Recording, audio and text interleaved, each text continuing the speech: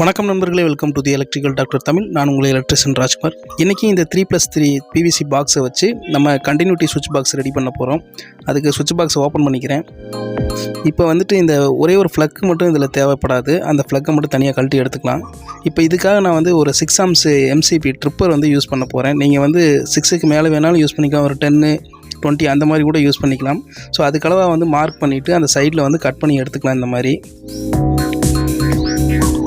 ப்ராப்பராக வந்து ஃபிக்ஸ் ஆகிக்குது. இது கரெக்டாக வந்து மெஷர்மெண்ட் இருக்குது. இப்போ நம்ம ஒரு 1 ஸ்கொயர் ஒயர் எடுத்துகிட்டு எம்சிபியோட அவுட்லைனில் ஒயர் ஜாயின் பண்ணிக்கிறோம். ஏற்கனவே இருக்கிற லூப்பெல்லாம் வந்து கழட்டி எடுத்துக்கிறேன். இப்போ இந்த எம்சிபியோட அவுட்லைனில் இருக்கிற லைன் எடுத்து இப்போ சுவிட்ச் பாக்ஸோட சுவிட்சில் இருக்கிற ஒரு முனையை மட்டும் நான் லைன் கொடுத்துக்கிறேன். ஸோ இதோட டயக்ராம் பார்த்துங்க. இந்த மெத்தடில் தான் நான் லைன் கொடுக்க போகிறேன். நீங்களும் வந்து ஸ்க்ரீன்ஷாட் எடுத்து அந்த மெத்தட்லேயே கொடுத்துக்குங்க. இப்போ இண்டிகேட்டர் ஒன்று வச்சுக்கலாம், ஏன்னா லைன் இருக்கா இல்லைங்கிறத தெரிஞ்சுக்கிறதுக்காக.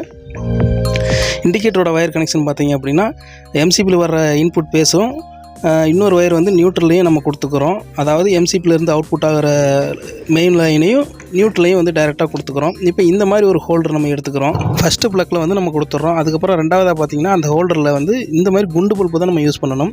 இப்போ நான் 1 ஸ்கொயர் வந்து ஒரு ஒயர் எடுத்திருக்கேன், 2 ஒயரு. அதை வந்து இந்த ப்ளக் ரெண்டாவதாக இருக்க ப்ளக் பாயிண்டில் கொடுத்துட்டு ஆன் பண்ணிவிட்டு கண்டினியூட்டி வச்சோம் அப்படின்னா, அதாவது 2 ஒயரும் டச் பண்ணோம் அப்படின்னா அந்த பல்ப் எரியும். ஸோ நம்ம வந்து ப்ராப்பராக வந்து ஷார்ட்டான மோட்டார்கள், இந்த மாதிரி ஃபேனு இதெல்லாம் வந்துட்டு நம்ம டைரெக்டாக கொடுத்து இது பண்ணோம் அப்படின்னா லைன் ஷார்ட் ஆகிறதுக்கு வாய்ப்பு இருக்குது.